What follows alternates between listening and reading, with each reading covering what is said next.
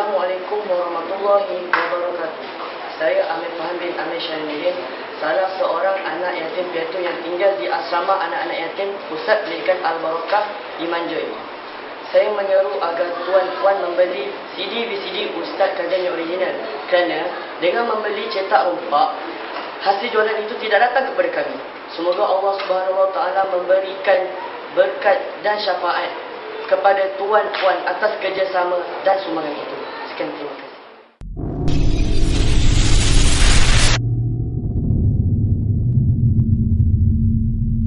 Assalamualaikum warahmatullahi wabarakatuh. Bismillahirrahmanirrahim. Alhamdulillah. Alhamdulillahilladzi khalaqas samawati wal ard وما بينهما في 6 أيام ثم استوى على العرش أشهد أن لا إله إلا الله وحده لا شريك له وأشهد أن محمدا عبده ورسوله اللهم صل على سيدنا محمد وعلى آله وصحبه أجمعين. Terima kasih saudara pengacara majlis yang saya hormati, Dato' Haji Syamsuddin, yang saya hormati Ustaz Hashim, tuan-tuan dan puan-puan, mudah-mudahan dirahmati oleh Allah Subhanahu wa Ta'ala. InsyaAllah kita bertemu lagi dalam rancangan santai petang kita ini, dalam suasana yang relax-relax, tenang-tenang, sambil main badminton, main bola, ya, sambil lepak-lepak kita mengadakan satu sesi santai-santai, tenang-tenang, ya. Kita tak nak petang ni kita bicarakan benda yang berat-berat, ya. Banyak masalah, banyak perkara yang kita fikirkan, tiba-tiba datang dengar ceramah agama, lagi banyak masalah buat balik. Kita tak nak macam itu. Salah satu tujuan kuliah agama diadakan selain memberikan kepahaman, memberikan ilmu, sebenarnya ceramah agama ini merupakan makanan roh. Kita makan nasi, kita makan cakutia, itu nama dia makanan jasmani, makanan tubuh badan kita. Nak bagi badan sihat, kena cukup vitamin, kena cukup zat, ya, kena cukup ubatnya, kena cukup airnya, maka badan menjadi sihat.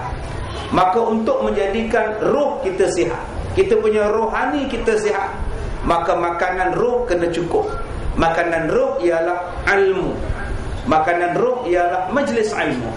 Maka majlis ilmu ini diadakan di mana-mana. Di zaman Rasulullah dulu, Nabi bercakap di atas bukit, Bukit Safa dan Bukit Marwah. Nabi bercakap di situ. Nabi bercakap di pasar.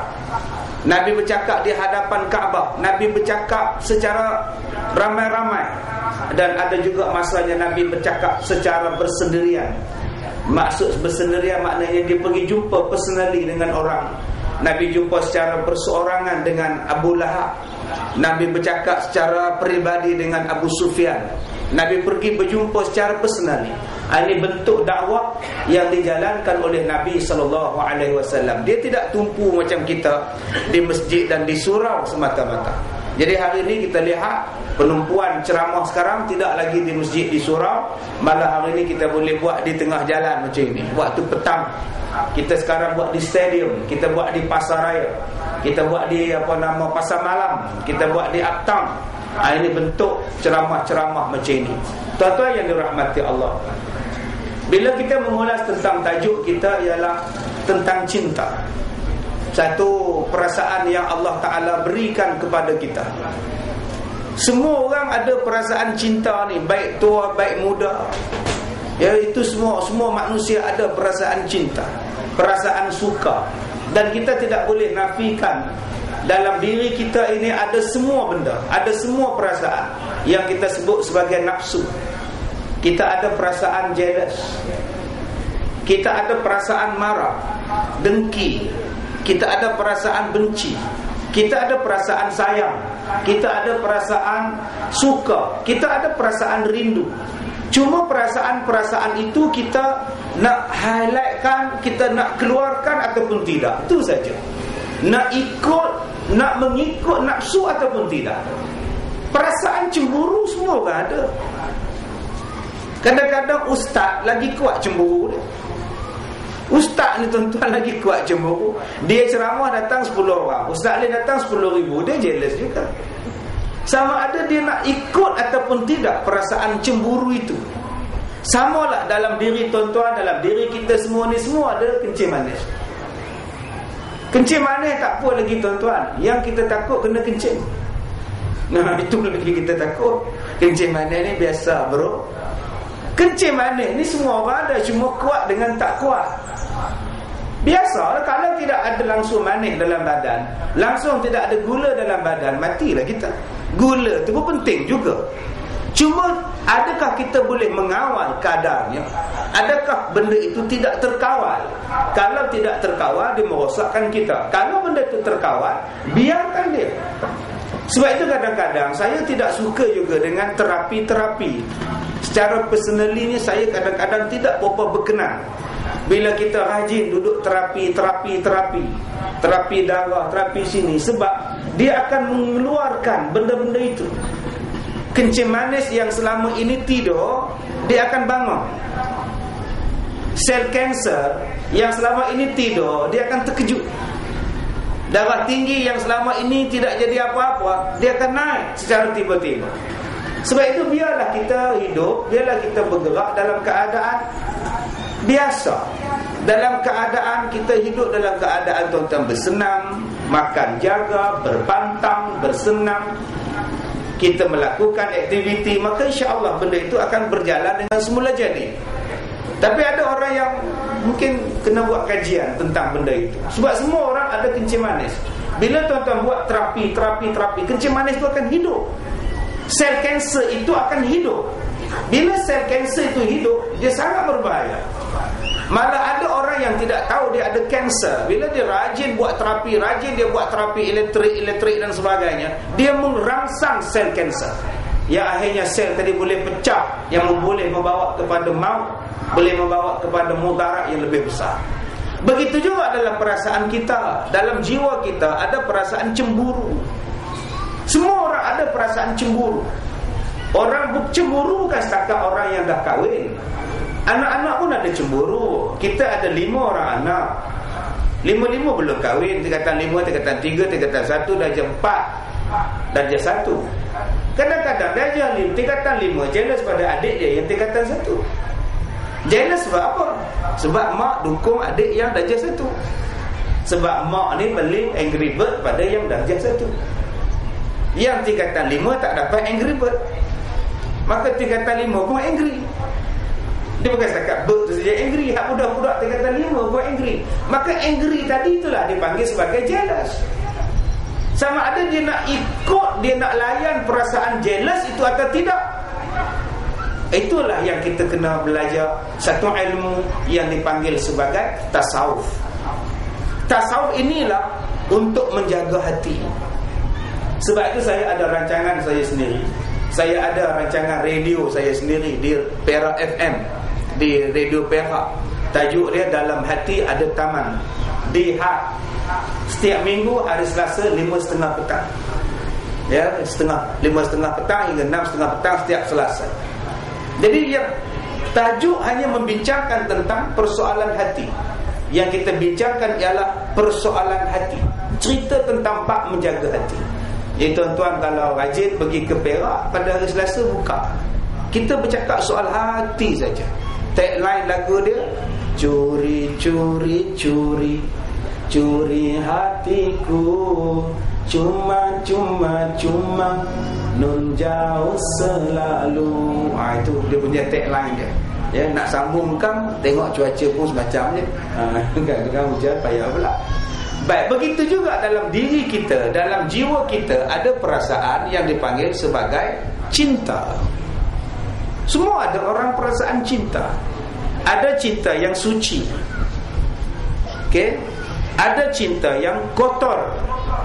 Ada cinta yang dilaknat. Ada cinta yang jatuh kepada makruh. Ada cinta yang jatuh kepada dapat pahala, dapat sunat cinta itu. Ada orang orang yang cinta yang dilaknat. Macam mana cinta yang sangat dilaknat? Cinta di antara laki-laki dengan laki-laki sampai jadi homoseks. Itu cinta yang dilaknat tu. Ya, cinta, Masya Allah.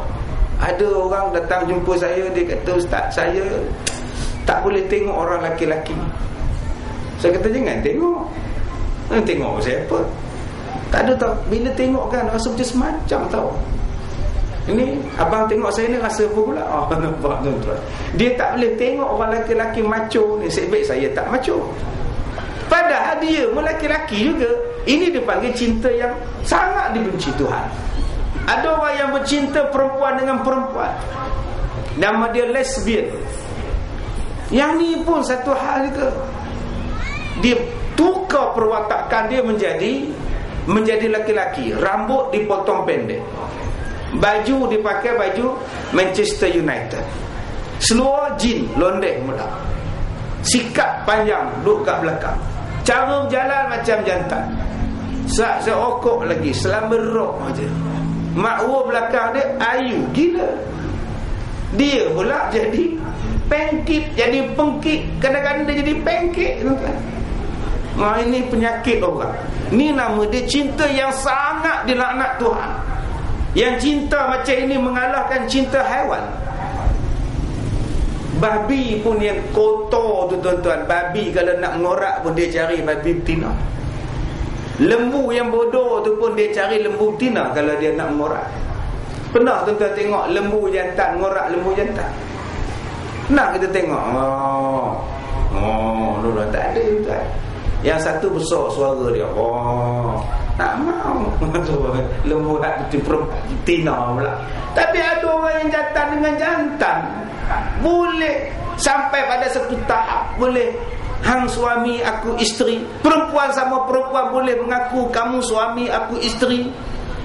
Ini yang dikatakan dorongan nafsu kita. Cinta yang macam ni cinta yang kita tolak sama sekali. Ada cinta juga yang cinta yang jatuh kepada haram. Mencintai orang yang tidak boleh dicintai, mencintai orang yang sepatutnya tidak boleh dicintai. Apa dia? Cinta isteri orang, bercinta dengan isteri orang.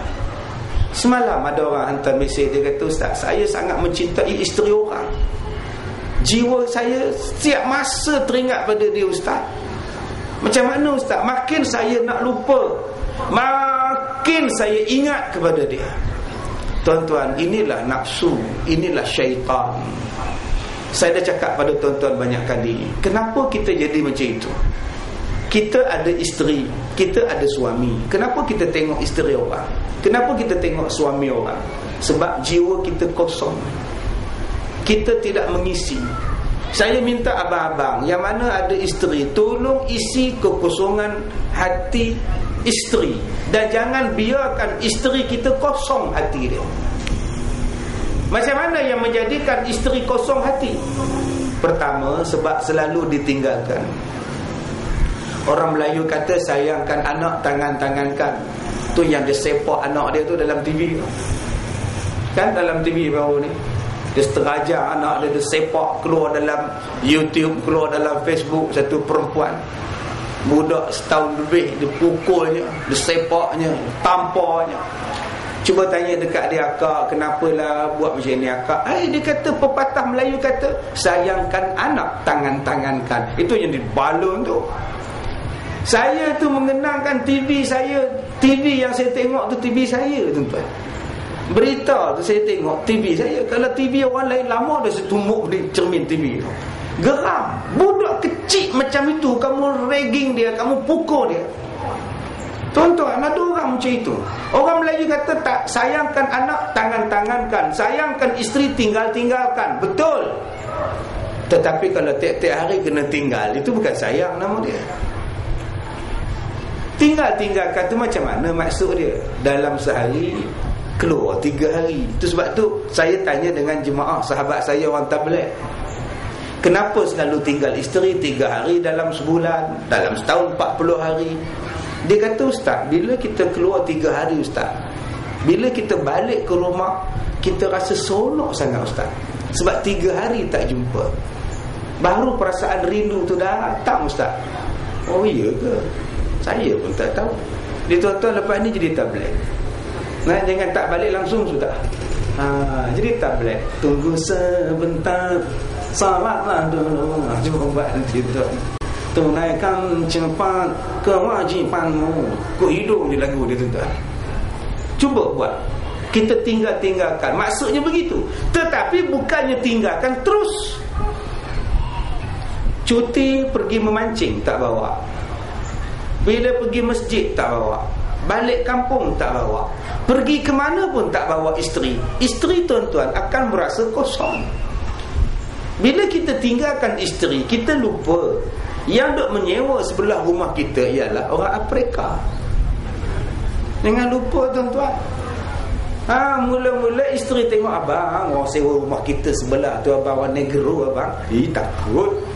Itu hari pertama dia sewa. Kalau sebulan, masuk 2 bulan, masuk 4 bulan, abang, orang negro tu baik sangat abang. Sudah tuan-tuan. Sebab itu jangan bagi kita orang lain mengisi hati isteri kita. Berapa ramai di kalangan suami-suami yang tidak mau SMS isteri dia, yang tidak mau bercakap dengan isteri dia. Berapa banyak isteri-isteri yang langsung tak peduli suami dia ke mana, telefon tidak, apa tidak. Bila tuan-tuan membiarkan suami tuan-tuan kosong, isteri tuan-tuan kosong hatinya, maka orang lain akan mengisi. Sebab kita kerja daripada pukul 8 sampai pukul 5. Suami jabatan lain, kita jabatan lain.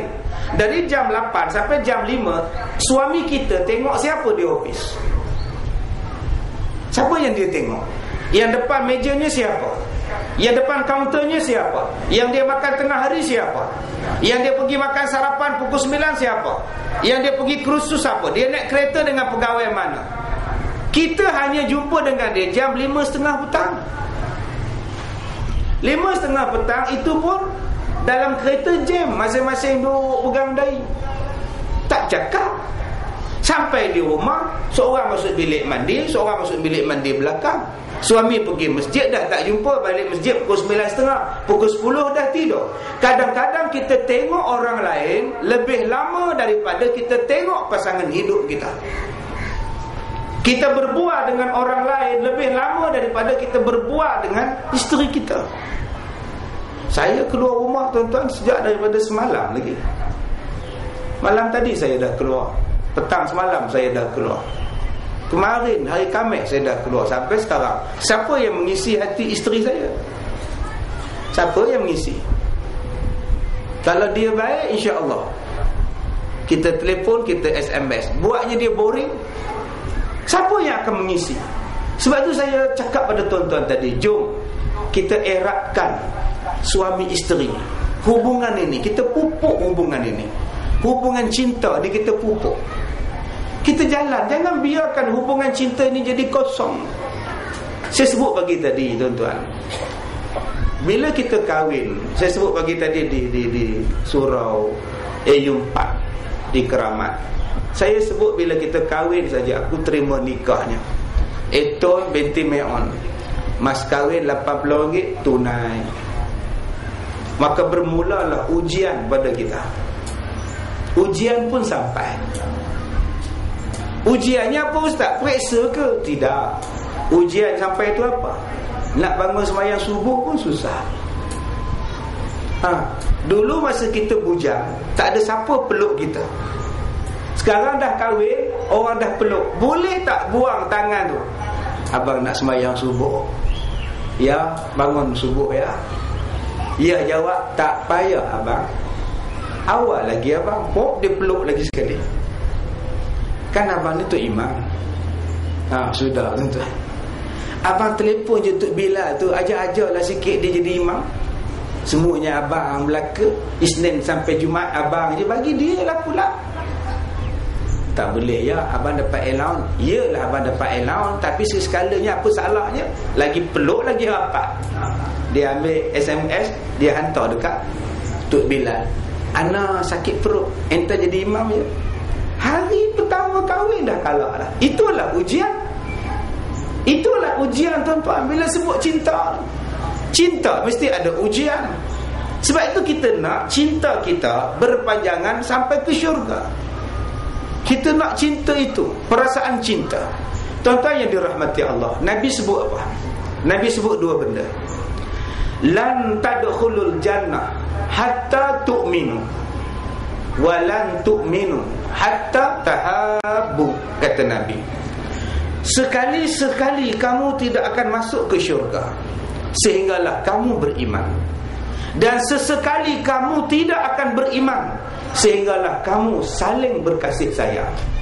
Syarat untuk masuk syurga beriman. Syarat untuk jadi orang beriman ialah berkasih sayang.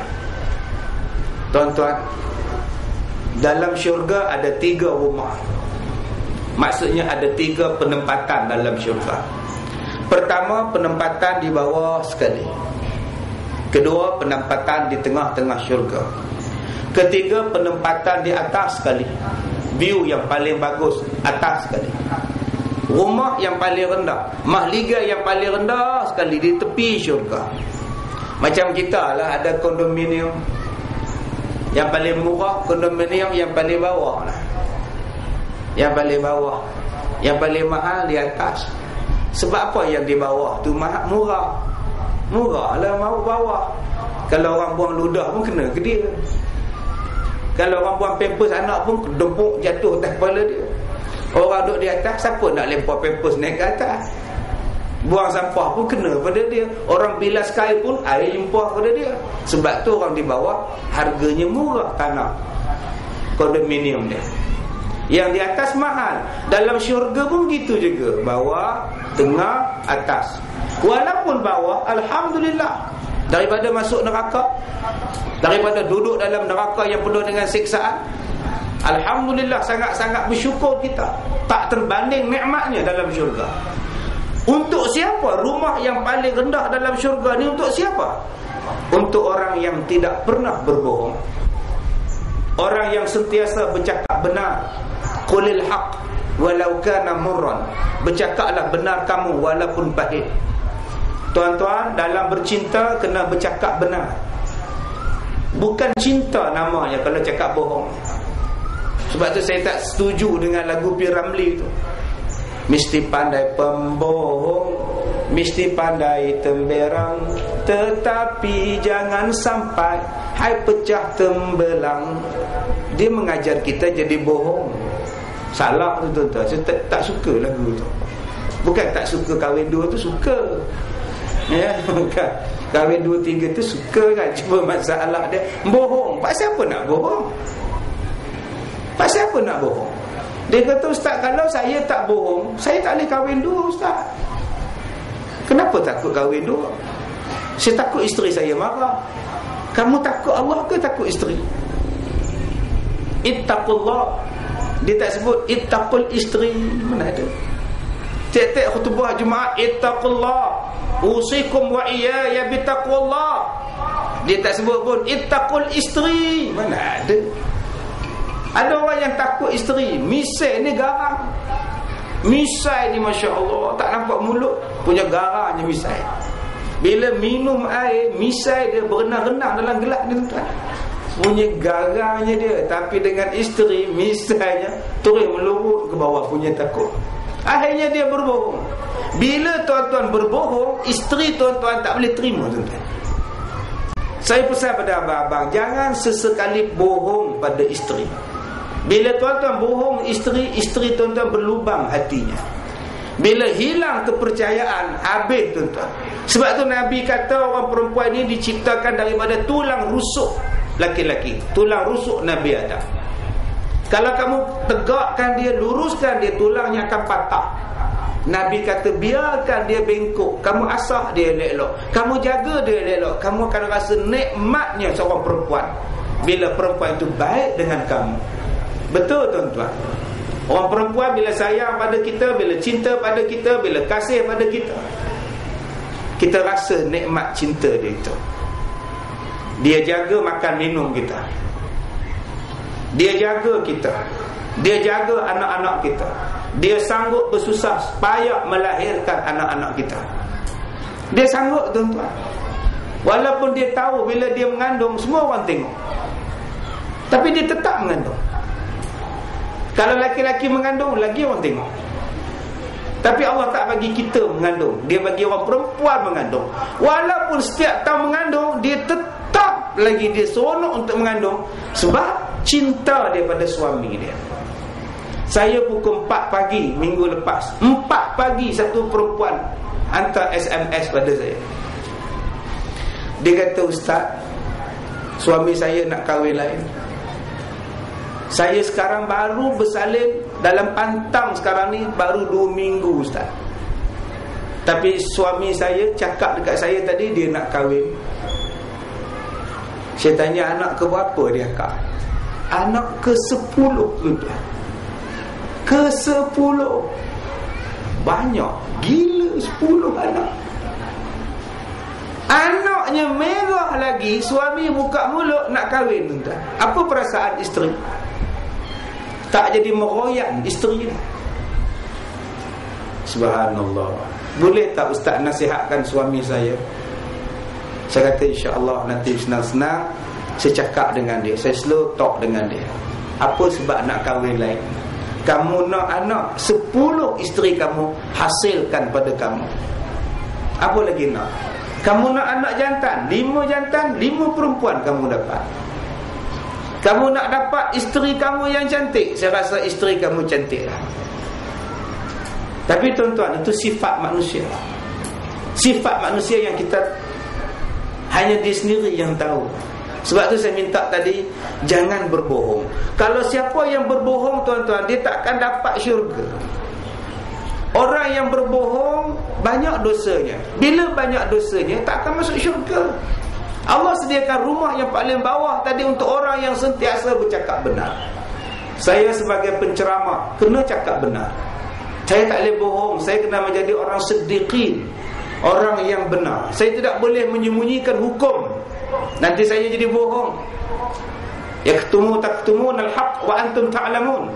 Kamu mengetahui yang benar dan kamu sorok benda itu. Kamu sembunyikan kebenaran. Saya pun bohong. Saya tak boleh masuk syurga tu. Sebab itu kalau benda itu haram, saya kena kata haram. Kalau benda ni halal, saya kena kata halal. Walaupun haram itu kena kepada batang hidung saya sendiri. Ini hukum. Banyak orang yang bercakap tetapi tidak cakap benar. Bercakaplah benar, tidak jadi salah. Malah cakap benar itu disukai oleh para malaikat. Orang yang cakap bohong itu dilaknat oleh Allah. Seperti mana yang Allah Ta'ala sebut dalam surah Al-Mudaththir. Allah Ta'ala sebut wa kunna nahudu ma'al khaidin. Orang yang bercakap bohong dan orang yang percaya pada bohong, tempat mereka ini adalah di dalam neraka sakar. Tuan-tuan, siapa yang berbohong dan siapa yang mendengar orang berbohong, maka tempatnya ialah neraka sakar. Kita sangka ceramah kita petang ini ceramah ilmu, tetapi kalau saya berbohong, sebenarnya ceramah kita petang ini adalah ceramah yang menuju kepada neraka. Kerana itu tuan-tuan kena pilih guru, pilih ustaz, pilih guru yang mursyid, yang betul-betul mengajar kerana Allah. Ia bukan mengajar kerana sentimen. Sentimen apa yang dia faham, sentimen kepribadian dia, sentimen keuntungan dia, sentimen kepada jemaahnya. Tidak. Yang kita kena ambil guru ialah orang yang sentimen kepada Allah dan Rasul, yang menjaga hukum Allah dan Rasul, bukannya menjaga orang, yang menjaga manusia, yang menjaga air muka manusia dan sebagainya. Yang keduanya, rumah yang di tengah-tengah syurga, mahligai di tengah-tengah syurga. Rasulullah kata disediakan rumah yang di tengah-tengah syurga ialah untuk orang yang mengelakkan al-mira'. Apa dia al-mira'? Al-mira' ialah pertengkaran. Orang yang meninggalkan bertengkar, maka Allah sediakan rumahnya di tengah-tengah syurga. Saya itu yang tadi brother-brother yang jumpa saya, abang-abang yang jumpa saya, dia orang tanya, Ustaz betul ke Ustaz nak berhenti 28 November 2013? Saya kata betul lah, insya-Allah. Setakat ni itulah keputusan saya. Tak pernah saya tarik diri lagi. Ustaz nak jadi calon YB ke? Tak ada lah. Mana ada. Ya, walaupun dalam blog kata saya nak bertanding, mana ada betul. saya pegang pesan mak saya, jangan jadi YB, jangan jadi calon, jangan campur politik. Jadi saya pegang cakap mak saya. Saya dulu-dulu tuan-tuan, dulu-dulu tahun 90-an, saya ni rajin mengubat orang sakit saya mengubat. Kadang saya sakit mengubat orang masuk hantu saya mengubat, hantu masuk orang saya mengubat. Satu hari saya mimpi waktu malam, arwah bapa saya datang dalam mimpi dengan pakaian putih dia. Dia pesan pada saya, Kazim, jangan mengubah orang, buat kerja lain. Sejak daripada situ saya tak mengubah orang, walaupun dia cuma mimpi. Saya ingat mimpi itu. Besok saya bangun tengok jam 4:30 pagi. Ini mimpi yang benar. Tak payahlah, bagilah orang lain ubat. Kalau dalam mimpi pun saya pakai cakap arwah bapa saya, takkan mak saya bercakap masa mak saya masih hidup, kamu jangan campur politik, kamu jangan jadi mana-mana calon. Sebab itu saya pegang. Masa bila yang saya kata saya nak jadi calon? Tapi dalam blog, dalam internet, macam-macam kata, confirm Ustaz Kazim bertanding. Bila masa saya nak tanding? Saya sibuk dengan sekolah, saya sibuk dengan kerja saya. Hidup saya sekarang lebih sibuk daripada YB, tuan-tuan. YB ada masa juga main golf. Saya masa bila main golf? Bukan kata main golf, main guli pun tak sempat. Saya tak ada masa langsung. YB ada juga masa bercuti. Saya bercuti masa bila? YB kalau dia duduk di tempat dia tak duduk di kawasan mengundi dia. Dia takut orang datang rumah tiap-tiap hari. Saya tiap-tiap hari orang datang rumah. Macam-macam mintanya. Minta duit, minta kerja, minta derma, minta tolong ubat, minta kahwin. Ada. Saya dah tukar nombor